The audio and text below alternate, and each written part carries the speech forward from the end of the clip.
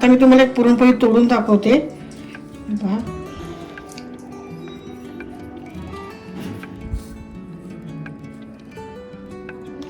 गुबगुबीत आणि अशी भरलेली आहे, एकदम अशी मऊसूत झालेली आहे बघा.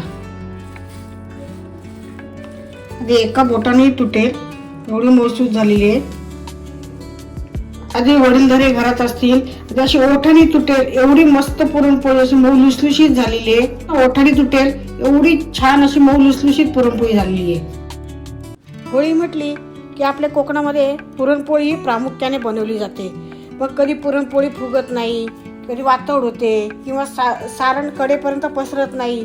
मग टम्म फुगलेली कडेपर्यंत सारण पसरलेली मऊसूत पुरणपोळी कशी बनवायची आपण ते पाहणार आहोत. मुख्य म्हणजे आपण जी कणिक मळणार आहोत ती मऊसूत होण्यासाठी कशी मळायची ते पाहूया. नमस्कार मंडळी, मी रश्मी किचनमध्ये तुमचे खूप खूप स्वागत आहे. आपण पुरणपोळी बनवण्यासाठी प्रामुख्याने आपल्याला लागते ती चणा डाळ. ही 1 वाटी मी चणा डाळ घेतलेली आहे.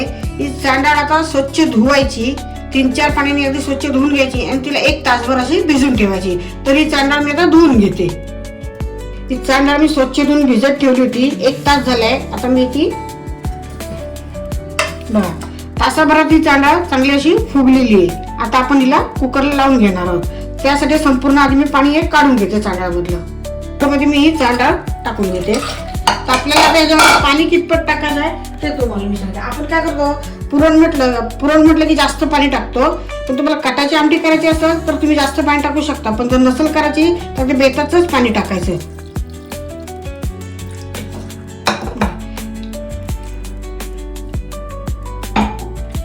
डाळ बुडेपर्यंत अगदी पाणी टाकलेले मी तुम्हाला दाखवते. हे बघा एवढंच पाणी टाकायचं म्हणजे आपल्या कुकरमध्ये पुरण अगदी पटापट करता येणार आपल्याला. कारण आपण कुकरमध्येच पुरण तयार करणार आहोत. आता आपण डाळीमध्ये पाणी टाकून घेतलं तर थोडंसं याच्यामध्ये मी तूप टाकून घेते. आता तुम्ही तुपाऐवजी तेल टाकलं तरी चालेल. आता ह्याच्यात मी हळद वापरणार नाहीये, तुम्ही हळद टाकली तरी चालेल, हळदीने कलर छान येतो. आता कुकर बंद करते मी आणि अगदी ह्याला 2 शिट्ट्या करून घेते. बऱ्याच वेळेला आपण पुरणपोळीसाठी कणिक भिजवतो तर ती कधी कडकच होते, कधी एकदमच पातळ होते. अगदी परफेक्ट लवचिक पीठ तयार होण्यासाठी आपण ते कसं मळायचं ते बघणार आहोत. तर त्यासाठी हा मी मैदा घेतलेला आहे. मी 2 कप हा मैदा घेते. हा अजून 1 वाटी मैदा घेतला, असा 2 वाटी मैदा. ही मी गव्हाच्या पिठाची कणिक घेतलेली आहे. ही अगदी 2 चमचेच कणिक आहे. तुम्ही अर्ध मैदा आणि अर्ध गव्हाची कणिक घेतली तरी चालेल. त्याच्यामध्ये आता आपण चिमूटभर मीठ टाकणार आहोत. मीठ चिमूटभर टाकून घेते मी. ते चांगलं आता मिक्स करून घेणार आहे. हे आता मी चांगलं मिक्स करून घेते. ते मिक्स करून घेतलं तर ह्याच्यामध्ये आपण तूप मी टाकून घेते. 1 चमचाभर तूप टाकून घेते. हे तूप चांगलं असं पिठाला चांगलं चोळून घ्यायचं. पिठाला चांगलं असं चोळून घेतलं की आपलं मैदा आणि गव्हाचं पीठ आहे ते एकदम अगदी हलकं होतं. हे बघा अशी मुठ वळते आपले हे मऊन बरोबर आहे. तुम्ही तेल टाकलं तरी चालेल. आता हे मी पाणी घेतलं थोडंसं, त्याच्यामध्ये थोडी हळद टाकून घेते. आपण पीठ भिजवताना थोडीशी हळद वापरणार आहोत. पण डायरेक्ट जर आपण पिठामध्ये हळद टाकली तर ते एकदमच एकीकडे लागते एकीकडे लागत नाही. तरी असं पाण्यामध्ये टाकून घेतलं तर 2 मिनिटं थांबायचं. त्या हळद संपूर्ण खाली बसली की मी आपण त्याच्यामध्ये पाणी ओतून घेणार आहोत. आता बऱ्यापैकी बसलेली आहे खाली हळद, मी आता पाणी ओतून घेते. आणि अगदी थोडं ओतून घ्यायचं. आता थोडं मी दूध वापरणार आहे. दूध वापरलं की पोळी एकदम मऊसूत होते. आता आपली कणिक मळून झालेली आहे. बघा हिला हलकासा असं पिवळसर करून आलेलं आहे. आपण हळद टाकली होती, पाणी तर पिवळं झालंय पण संपूर्ण हळद अशी खाली बसलेली आहे. ह्याला थोडंसं आता मी तुपाचा हात लावून घेते. तसंच तूप टाकून घेते वरती. तूप चांगलं असं सगळ्या कणकेला लावून घेते. व्यवस्थित आता मळून घ्यायची परत. हा किती मऊसूद अशी कणिक आपली भिजून झालेली आहे. आता ती मी 10 मिनिटं तशीच ठेवणार आहे. पण ती ठेवताना अशी ठेवायची नाही. तर मी आता तुम्हाला सांगते ती कशी ठेवायची ती. आता आपण ह्या कपडे घेतलेला आहे मी व्हाईट, तर तो चांगला असा पाण्याने भिजवून चांगला पिळून घेतलेला आहे. आता हा कपडा आहे असं चांगला वरती असं झाकून ठेवायचं. याच्यावर चांगली अशी कणिक झाकून ठेवली ओल्या कपड्याने की त्याच्यावर असं झाकण ठेवून द्यायचं. फक्त 10 मिनिटं असे ठेवून द्यायचं. कुकर झालेले 2 शिट्ट्या झालेल्या आहेत. कुकर थंड झालाय. आता आपण ते उघडून पाहूया. डाळ शिजलेली आहे. डाळ एकदम मऊसूत शिजलेली आहे. डाळ आपण भिजून ठेवली होती त्याच्यामुळे 2 शिट्टीमध्ये एकदम अशी मऊशीत शिजून झालेली आहे. आता ह्याच्यामध्ये पाणी तर मला दिसत नाहीये, पण थोडंफार पाणी असेल तर आपण ते चाळणीमध्ये काढून घेऊया. हे पाणी, ही डाळ आहे ही चाळणीमध्ये ओतून घेते. त्याच्यामध्ये जे काही जास्तीचं पाणी असेल ते निघून जाईल. आणि ते पण बेताचंच पाणी टाकलं होतं, त्याच्यामुळे पाणी काही जास्त निघणार नाही. डाळीमधलं आता पाणी संपूर्ण निथळलेलं आहे. कुकरमध्ये डाळ शिजवली होती त्याच्यातच परत टाकून घेते. डाळ फक्त चमच्याने आता अशी घोटून घेते.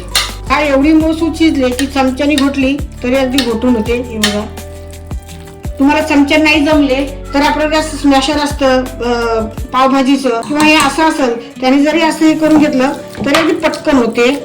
मग मी दाखवते बघा, आपण ही घोटून घेतली, किती पेस्ट झालेली आहे पहा. झाली आता ही मी आता गॅसवर पुन्हा ठेवून घेते.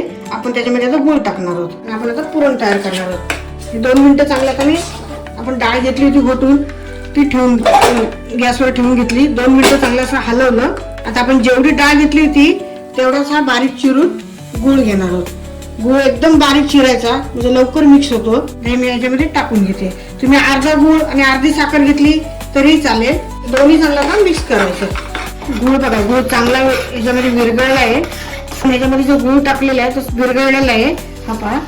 आणि आपलं पुरण आता घट्ट होत आलेलं आहे. ते संपूर्ण घट्ट होत नाही तोपर्यंत आपण याला चांगलं असं हलवत राहायचं. पुरण असं चांगलं असं ढळवत राहिलं की आपल्या जे कढईला किंवा कुकरला जे खाली लागतं पुरण चिटकतं ते चिटकत नाही. बऱ्यापैकी असं आता घट्ट होत आलेलं आहे. ह्या स्टेपला आपण याच्यामध्ये वेलची जायफळचं सिरप आहे, वेलची केशर ते मी टाकून घेते. चांगलं असं मिक्स करून घेते. वेलची पावडर टाकली तरी चालेल, माझ्याकडे सिरप आहे म्हणून मी हे टाकून घेते. परत चांगलं असं हलवून घ्यायचं. आपलं पुरण तयार झालेलं आहे. आता पुरण तयार झालं हे कसं ओळखायचं तर बघा, हा चमचा आहे ना असा उभा करायचा, एकदम सरळ उभा चमचा राहिला म्हणजे आपलं पुरण तयार झालेलं आहे. ते असा किंवा असं झाला तर समजायचं की थोडंसं तरी पुरण पातळ आहे. आता मी गॅस बंद करते आणि कुकर खाली उतरून घेते. आता ह्याच्यात मी थोडंसं तूप टाकून घेते. टाकून परत एक चांगला मिक्स करून घ्यायचं. याच्यात आपण थोडंसं जायफळ किसून घेणार आहोत. एक आपण पुरण तयार झालं आणि खाली उतरलं की त्याच्यामध्ये जायफळ किसून टाकायचं म्हणजे पुरणाला सुगंध खूप छान येतो आणि चवही छान लागते. आता गूळ आहे म्हणून मी जायफळ टाकलं, साखर टाकली असती तर वेलची पावडर टाकायची. तर हे पण चांगलं असं मिक्स करून घेते. आपल्या पुरणाला कलर किती सुंदर आलेला आहे पहा. तर मिक्स करून घेतलंय. तर पुरण थोडा वेळ थंड होऊ देते, मग आपण पुरणपोळ्या करायला घेऊया. आता आपण कणिक पाहूया भिजवलेली. कणिक बघा कशी आपली ती लवचिक झालेली आहे पहा. 15 मिनिटच आपण कणिक भिजत ठेवली होती तरी पण बघा की कशी मऊसूत झालेली आहे.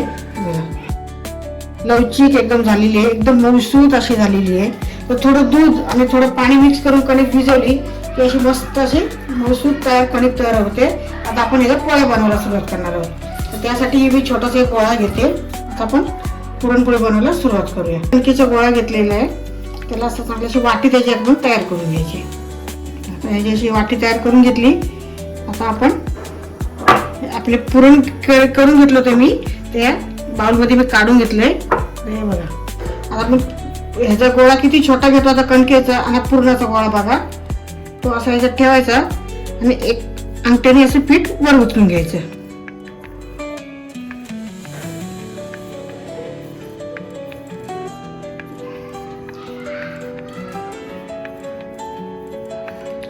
हे जास्तीचं पीठ वरचं ते असं मी काढून घेते. आता आपण ही कणिक आणि थोडा मैदा असं मिक्स करून घेतले, त्याच्यामध्ये असं बुळून घेतलं, असं चारी बाजूने असं घेतलं, दोन्ही बाजूने असं चांगलं असं थापून घ्यायचं. म्हणजे एक आपलं जे पुरण आहे ते संपूर्ण पोळीवर पसरतं. आता आपण हिला हलक्या हाताने लाटून घेणार आहोत. तर आपण हलक्या हाताने लाटून घेऊया. पुरणपोळी आता मी लाटून घेतलेली आहे. एकदम पातळ पण नाही एकदम जाड पण नाही, सारणी अगदी कडेपर्यंत पसरलेलं आहे. आता एका बाजूला मी तवा गरम करत ठेवलाय, तर आपण पुरणपोळी त्याच्यावर टाकून घेऊया.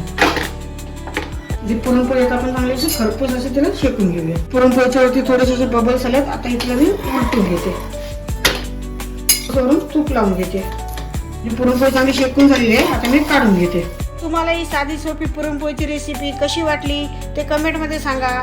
तुमचा अनुभव शेअर करा आणि ह्या होळीला नक्की एकदा ही पुरणपोळीची रेसिपी करून पहा. आपल्या चॅनलला सबस्क्राईब करा.